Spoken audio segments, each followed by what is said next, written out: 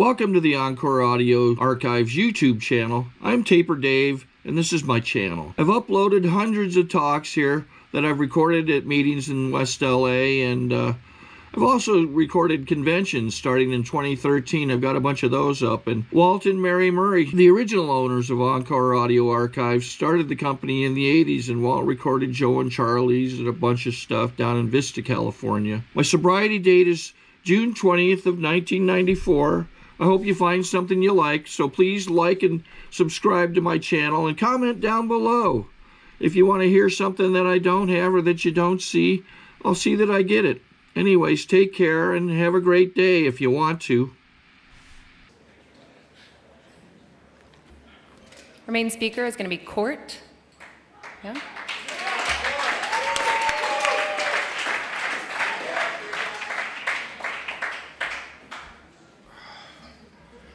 Good evening. My name's Cort, and I am an alcoholic. First, I want to thank Jeff so much for asking me to speak. It's a real honor to speak at this meeting. It really is. And congratulations to the birthday guys. I was lucky enough to give a couple of guys cakes tonight. Rick and MP, I've known those guys ever since I got sober, and real inspirations to me in the program. And 1 year's huge. You know, it is awesome. It really is. And Colette, wow, holy shit, that was amazing. It kind of just listen to that. It just kind of spins you. It's like, because there was so much in such a short period of time that it just, I went, holy crap, I have to think about that for a little while longer. It's weird speaking at this meeting, just because I remember going to the first meeting over there at Rodeo, and I didn't go to that meeting till I was about 40 days sober or something like that, just because I was afraid to stand up. It was such an intimidating meeting, and it still is a little bit like that to me. And I was talking to Murphy before, and I go, man, this would be so much easier if I was drunk. You know, it would just make this thing go so smooth. But such is not the case. Such is not the case. I just want to talk a little bit about like what it was like, what happened, and what, you know, how the hell I got here. And it's pretty simple. I mean, it's kind of like, probably not a lot different than everybody's story here. I grew up in Oklahoma, like most of you, and you know, a real shithole, but what a lot of fun, you know? I mean, it was this place where, you know, my mom was married and divorced 4 times, which is kind of like, I guess, normal there, or normal today. But it was weird because I look back on it now, and all of her husbands were progressively worse and worse alcoholics. To the last husband she had was the kind of guy that was a blackout drinker that would slap her around and my little brother around, and it was really screwed up. But the kind of cool part when you're a kid and you're like 9 years old and your parents take you to bars, when you're 9, that's really cool, you know, because you get to go drink. You know, and we used to go to these like weird honky-tonks in South Padre Island with my parents and drink Pearl beer when I was like 9 years old.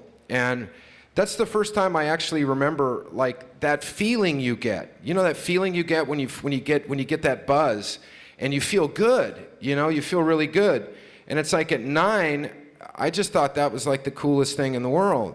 And so from about 9 till I was about 37, I chased that feeling the whole time.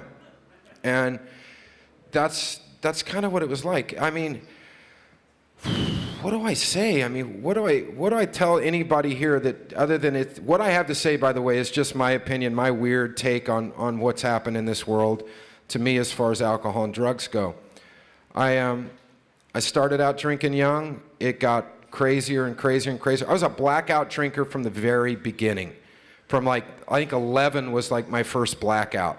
My parents went away on vacation. We took all the mattresses from upstairs, put them in the garage, and threw a tequila party with everybody from like 4th or 5th grade, something like that. And everyone blacked out and threw up, and it was like the coolest party the whole year. That was what everyone talked about. But it didn't really ever get any better after that. It kind of was just that same party, just a little bit older. And it just, that's not cool, really, when you think about it. It's like she was talking about pissing yourself, you know, waking up with puke in your hair and all that stuff. That's all familiar to most people. You know, it's not that unusual, really. It's like, whoa, okay, another Saturday night, didn't work out. But the worst shit started really happening when I started getting into some of the harder stuff. When I started to get into, the acid, the coke, the Quaaludes. I grew up in the late 70s and early 80s when Quaaludes were still, the lemons or roars or whatever they were. And I used to work in restaurants, and if you made X amount of sandwiches, you got a bong hit and a Quaalude. That was your reward for making enough sandwiches to get through the shift. And that was cool, we thought that was great. And I remember by the time I was 15, my tolerance was about 8 Quaaludes. I could do 8 Quaaludes and still drive a car. Well, I really couldn't drive a car, but it was like what I said I could do. But I remember I used to foam at the mouth, and I'd be behind the wheel, and it was like, as long as I got home safe, I was cool. But I crashed a few cars. And I did a lot of damage to a lot of friends. And the book talks about that demoralizing, incomprehensible behavior that we have. And I think the first real memory of that, and I'll share this with you because I think it's just good to be honest, is that when I became a thief, when I started stealing from friends and started stealing from people just because I didn't really know any better. And it happened one night. I was 16 years old, and I brought a girl home from a bar, and we sat up doing blow all night, and then she passed out. And while she was asleep, I stole her car stereo that was parked in my driveway. Now, we can laugh at that, but that's really not really that funny when you think about it, And the saddest part about that is when she woke up in the morning and discovered that her car had been broken into, I, of course, assisted her on trying to figure out who broke into her car. It's like, God, we searched, and of course we couldn't find it. And 2 weeks later, this is the great part of the story, 2 weeks later, I get a knock on my door, and she goes, "Would you please get my stereo out of your car?" She'd actually driven by and looked in my car, and there was her car stereo. What an idiot, right? Put her stereo in your car. I should have sold it, right? But no. But that's not cool, That's not a good thing to do. And I did that, and I look at that, and that was in one of my 9 steps, and I actually had to find this girl, and I found her through some friends and made this big apology, and she was that was not one of the good 9-step ones, not when they go, "Oh, I understand, that was really cool." She's like, "Yeah, you're a real dick," And we're probably never gonna date again, but that's just the way, that's like one of those things. But I did make amends for it. That's what's great about this program. That's what's great about these steps, is that you do get to make amends for those things. And, that just kind of, got worse and worse. By the time I was 16 years old, I was a full-fledged coke dealer in Oklahoma during the oil boom. So there was a lot of customers. We had a lot of people, and it was really expensive. It was really good. And, it's one of those things where I never thought I'd ever do it, but I was 16 and a half, or right before I was 17, and by that time I was shooting coke. And it was I never thought I'd be there. I came from a good family with good parents, and even though my mom married and divorced a lot, she was still a good mom, And it was I never thought I'd be there. And there I was. I mean, I literally was fixing cocaine, and I'm like, what the fuck am I doing? And I kind of stopped doing that right then. I kind of, after about almost a year of doing that, I kind of quit doing that. And then I kind of cleaned up my act for a little while. I moved to California. It was 1984. I moved out here, and I kind of cleaned my shit up for a little while, for about a year. And then it just got horrible again. I started getting work in this stupid, crazy industry, and everyone starts telling you how great you are and how wonderful you are, and you have money, and all these things happen, and it's I lost it, man. I was the biggest dick you ever met in your life. I just literally thought it was I thought I was the shit. I really did. And I pretty much pushed everybody out of my life. I pushed people away. I pushed everything away because it was all about me. It was just me, me, me, me, me. As much as I could get of me, that's all I wanted. And it, I found myself, 1980, 5 years later, 4 or 5 years later, I couldn't get a fucking job. No one would hire me. It's I would go into auditions coked out of my mind. When you ever see the guys with the white powder burns around their nose, and I'm trying to be emotional, it didn't work. I didn't have a feeling inside me other than just, that's all I could do, you know? It was the only sound I could make, literally. It was like the drainage was all I could look forward to. And it just, you know, and I didn't think it was that bad. I really didn't think it was that bad because, you know, I wasn't having bad heart attacks. I was just having the mild heart palpitations. You know, I wasn't really getting any worse, you know, and so I was okay with that. You know, it kind of was okay. And I could tell you so many stories. I could go on and on about those, but we've all been there. They're all the same stories. They're all the same thing. And so I'll tell you my favorite story, my favorite one that kind of made me realize that maybe I had a problem is I had gone to Las Vegas, and a friend of mine had just been killed and shot by a cop. And of course we're blaming the world, you know, we're going to solve it all and we're going to kill everybody, you know, and it was just so bullshit. And I took 2 ounces of Coke to Vegas because that's how you solve all your problems, you know. And I checked into a suite with one of my best friends, and we checked in and we just dumped 2 ounces of Coke out on top of this table, and we just made these big lines. And I salivate every now and then thinking about that because I'm still, you know, it's what it is. But I remember, like, we'd been up for 4 days and nights drinking, and I hadn't eaten, and I was, you know, we were just snorting our brains out. And at one point I started to having what was a little beyond heart palpitations, you know? And I lost all the feeling in one side of my body. I couldn't stand up anymore. And I was just profusely sweating. And I mean, it was bad. That was a bad one, you know? And I laid down on the bed, and he was gonna call the hotel doctor. And I said, no, I'll be okay. This has happened before. I know how to help. I know how to do this. So I did what I usually do, got the cold wash rag, put it over my forehead, and laid there for about an hour. And after about an hour, I got the feeling back in my body. You know, the heart stopped beating so hard. And, you know, and I was like, okay, man, I'm okay. I'm starting to feel normal now. And as soon as I did, I just got up and, like, did a big fat line, got in the shower and went out, you know. That's not good, you know. That's not like, and the worst part is I did that for like 9 more months after that. But I always look back on that day as being the day that I realized I have a problem. I really have a problem. I can't stop doing this on my own. I can't just put it down. I can't just go have a drink and not do Coke or not smoke pot. I can't just have a drink. I can't just have one. I couldn't since I was 14, and yet I really think I can now. And I'm 37 years old, and I can't fucking do it. I can't stop.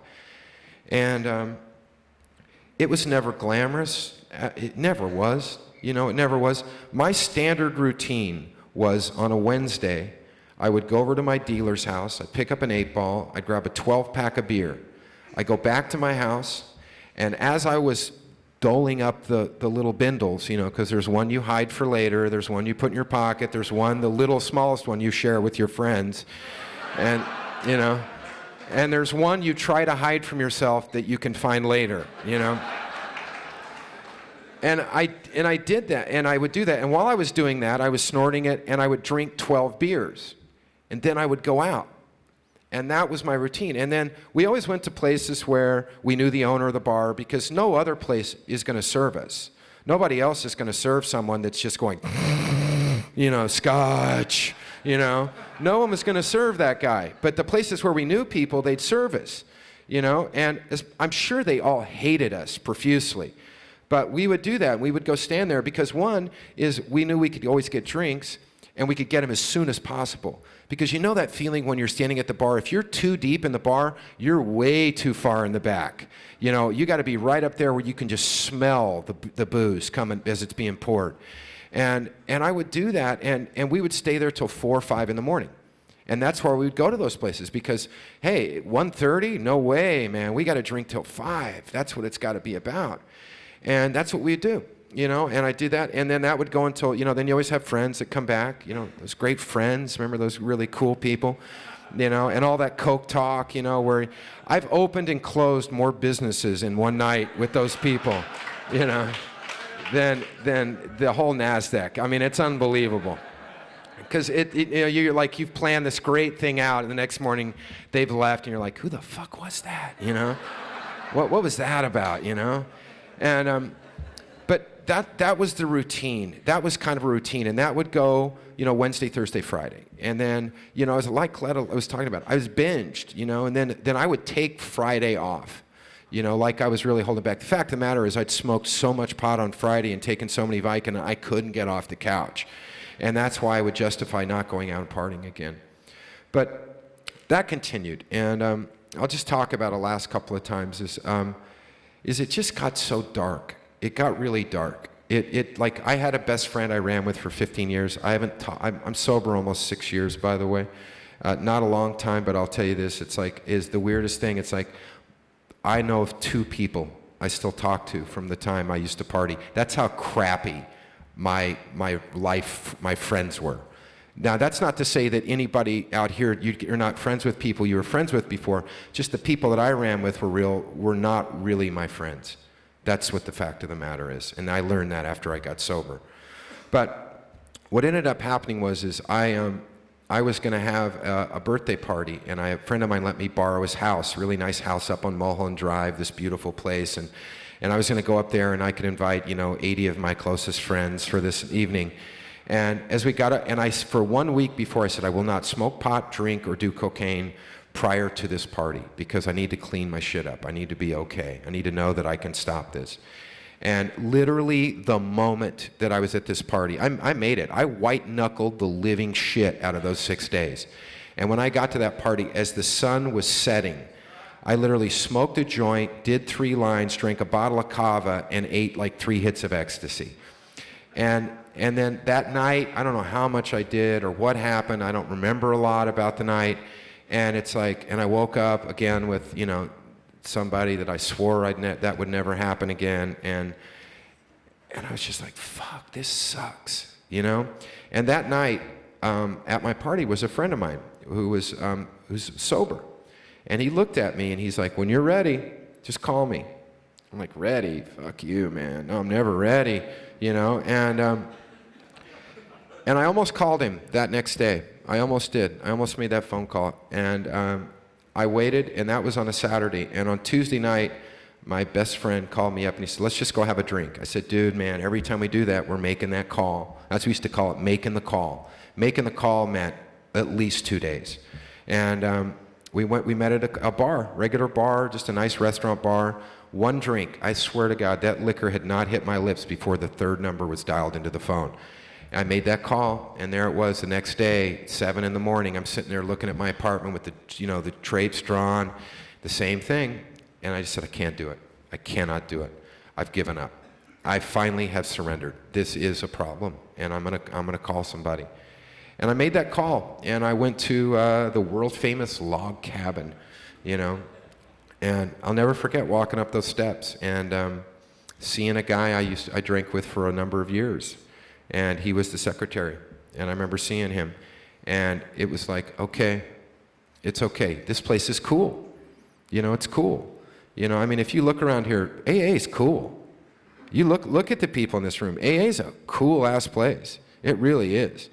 It may not be the happy, joyous, and free shit all 24/7, but neither is life. Life sucks sometimes, and that's just the way it is. And, but at least you have people that you're sitting around right now that can at least make it bearable, And when I was out there, it was never really bearable. And I went to the log cabin, and, I went there every day. Went there 90 and 90, the whole 9 yards. And one of the most important things, if you're new, I can say to you is I got a commitment right away. I'll never forget Mike White. I don't know if Mike's still here, but Mike was the literature guy at the log cabin, and I remember he helped me do the literature, and it's like he wanted to make the announcement, but I was so excited. I was like making an announcement before they even called my name. It was so cool, I loved doing it. But the coolest thing about sobriety, and I'll say this, it's like nobody's going to tackle you if you want to leave, for example. You see, it's like if you don't want to stay here, no one's going to stop you. No one's going to stop you. if you don't want to be sober, you're not going to stay sober. But if you want to be sober, there's a gang of people here that will open their arms and their hearts and everything and help you stay sober. There's the roughest looking guy you'll see in here will come to your rescue if you make that phone call. That will happen every single time in this program. I promise you that. I will guarantee you that. And it's like, you know, it's just amazing, this program, the way it works. I mean, you know, it's funny because the first step is the only step that really talks about not drinking. You know, it's only the first one that talks about not drinking. After that, it's about how to have a better life. It's all about how to have a better life. And I look at people that are still the normal people that are out there, the people that are still out there, you know, that are normal, that don't have a problem. And the amazing thing about it is they don't have this to work with. We have tools to work with that are far beyond any reach of my imagination. And I'll give you one example. I share this story whenever I share, and it's what happened to me was I ride a motorcycle, and one day when I was driving down Robertson, as I'm driving, a guy comes in a car, little convertible, and almost takes me out. I mean, literally almost takes me out. I have to stop and skid. I almost crash. And the guy like just literally just pulls right in front of me, almost just kills me. And then he pulls up to the stoplight. And as he pulls up to the stoplight, I rode up next to him and I started spitting and cussing. I almost punched the guy. I was screaming. I was, you know, telling him what an asshole he was and, you know, just cussing. And I mean, the guy was freaking out. He was so scared. And I was just screaming all this stuff at him. And until the light turned green. And when the light turned green, I rode away from that light and I was just shaking. I was so, you know, angry, and this everything inside me was just shaking. And I felt horrible. I felt so horrible. Everything inside me just felt like shit. And as we rode up to the next light, when we got up to the next light, I pulled up next to him again and I turned to the guy and I just apologized profusely. You know, I just said, I am so sorry for what I said to you. You know, I really didn't mean that. You know, I had no right to talk to you that way. You know, and the guy's like, no, I understand. I go, I know, but I still had no right to say that to you. That wasn't, you know, that's wrong. And he's like, I saw you, and I go, I know you did, but that's not the point, you know.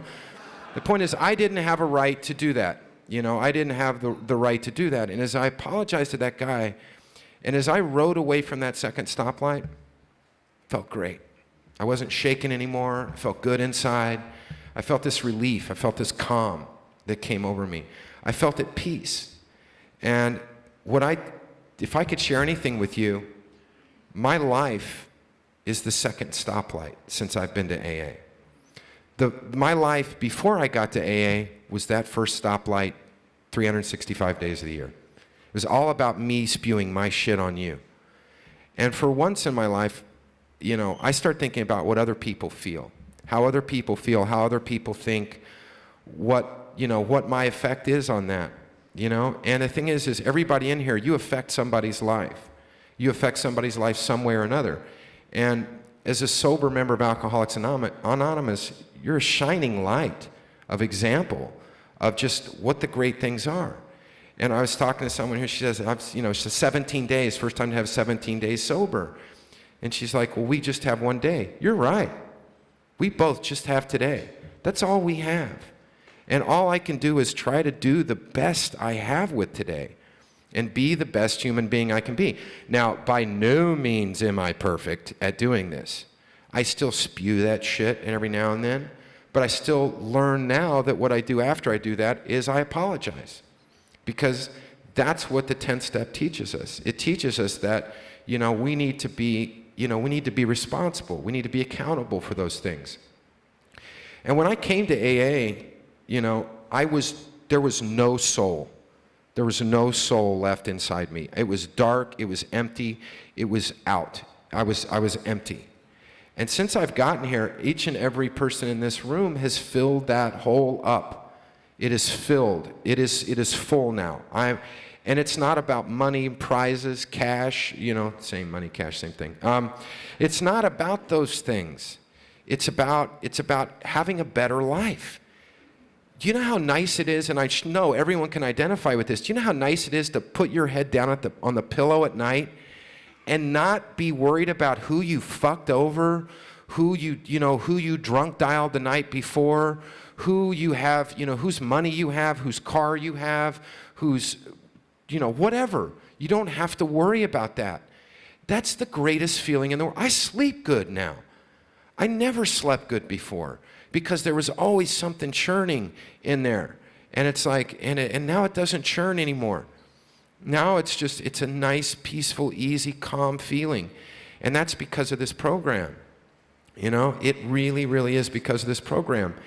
And, we talk about spirituality here, and that's really what it is, spirituality. It's not about my God or your God or, all that. It's about a spirituality, something, power greater than yourself.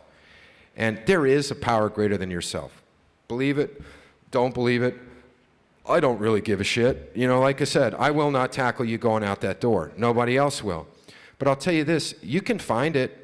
You can find it if you need to use this room, use this room. I used it for a long time, But I heard somebody say this one time, and it's probably one of the most profound things I ever heard. And it's like, they said, I don't pray to God, I pray from God. And it's like, and so every morning and every night I hit my knees. That's what I was taught. Every morning when I get up, I hit my knees, and I just try and wake up whatever that is inside me that gets me through the day. Because there is something inside me, and there's something inside, I hope there's something inside you. And it's like there's something inside me that I can draw on, that, I picture that light, just trying to make that light bright so that I can share a little bit of that with somebody somewhere during the day. And I feel good. That makes me feel good. I'll share this with you. I have a business partner, and we're in Vegas a couple times a month, which is just the armpit of hell, and I'm there all the time, and I see the little devils run around everywhere throughout that city, and I thank God that I'm sober. I really thank God. And I was sitting there the other day, and this is a weird disease, because this disease tells you at times, you're okay. You can drink. You can smoke a little pot. You can just taste wine, But the great thing about that is when that happens, I sit down with a fellow alcoholic, and I tell them my great plan, because I love plans. I love hearing plans, and I love telling people my plans, because they always look at you and they go, oh, that's such a great plan, fantastic plan, yes, But if you read the beginning of chapter 3, and I highly recommend that, the first page of chapter 3, it talks about drinking careers. And most of us here have had careers. We didn't have jobs. We've had careers at drinking. And it's like, and you talk about that, it's like we're like a man who's lost his legs. We aren't going to grow new ones. We're not seahorses. It's like I think about that. Every now and then I think I'm a seahorse, and I'm going to grow some new legs, and I'm going to be able to drink again. And it's like, and all I got to do is sit down with another alcoholic and tell them about my great seahorse plan, And they go, you're fucking nuts, And they go, do you remember when, and I'm like, yeah. And they're like, do you remember? And I'm like, yeah. And they go, do you remember? And I'm like, yeah, you know what, you're right. I'm not a seahorse, And it's like weird, because that's what's really cool about this program, is that you get to talk to another alcoholic. The hardest thing to do is ask for help. And I ask for it all the time. I got great friends, Murphy, Rick, all these people in here, Lynn, all these people I've seen at meetings, Jeff, everyone I've been to, Danny, all these guys that are like the coolest guys in this program. And it's like, if you want to stay in this program, just hook up with somebody. Let me rephrase that. Or try that, I don't know. But I'm just saying, but just find someone, because you'll be amazed at just what a 5-minute conversation can do for the rest of your week or the rest of your day. Just talking to another alcoholic. It's amazing what it does for me. It gets me to the next level. It lights that, it turns that light back on every time. It keeps it going, it just keeps it going. And it's like, it's not easy. If you're new, it's a bitch. It's a bitch to get 17 days. It's a bitch to get a year. I always love the people that take 9 months, because there's like, I love that, like you get 30, 60, 90, then it's like, 6 months, and then it's like, whoa, I got to go 3 more months before I get another chip or another cake. It's tough, but it's so doable. It's so doable. If you get a sponsor and you work these steps, it is so doable. It's so much easier to do it. And that's all I can do is tell you, if you need a sponsor, I'll be right here after the meeting. I'll be happy to sponsor you. Other people I can recommend, great sponsors. People can take you through this program. It's about commitments. It's about working the steps. It's about just not using today or drinking. It's just about doing that. And it's like, I'm going to share, I don't read the book that much. I do read it once in a while. And I just was, a couple weeks ago, I was talking to a friend of mine, and we were going through the book, and this thing really stuck out at me, and this is what I want to share with you. And it's at the end of the doctor's opinion, because everyone always says the book, the book, and you read that book, and it really does, it's amazing what it says in there. And this is the end of it. It says, "I earnestly advise every alcoholic to read this book through, and though perhaps he came to scoff, he may remain to pray." And that's like really cool, because it's like, you may look at it like, I look at it like, a lot of times I'll sit there and text in a meeting, I'll be like, oh, fuck this guy, And it's like, cool, I don't care, that's fine with me. I'm not the spokesman for Alcoholics Anonymous. I'm just a guy. Jeff asked to come down here and share a little bit about what works for me today. I hope it works, whatever you're doing, I hope it works for you. I love this program. I love being here. I love you people. Thank you very much for letting me share.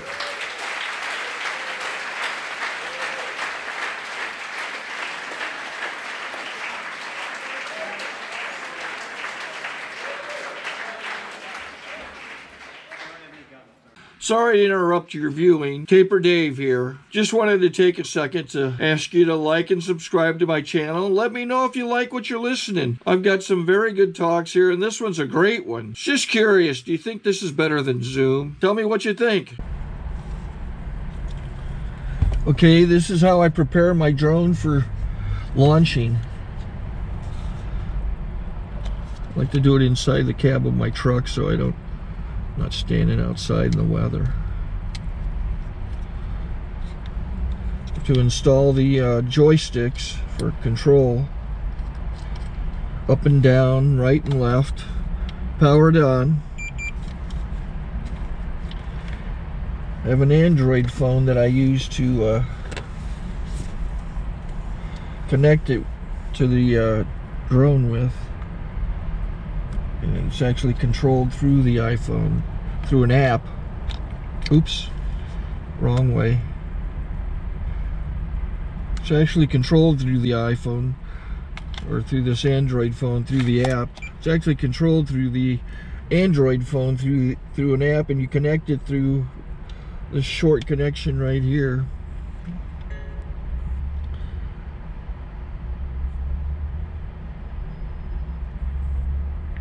Remote control connected.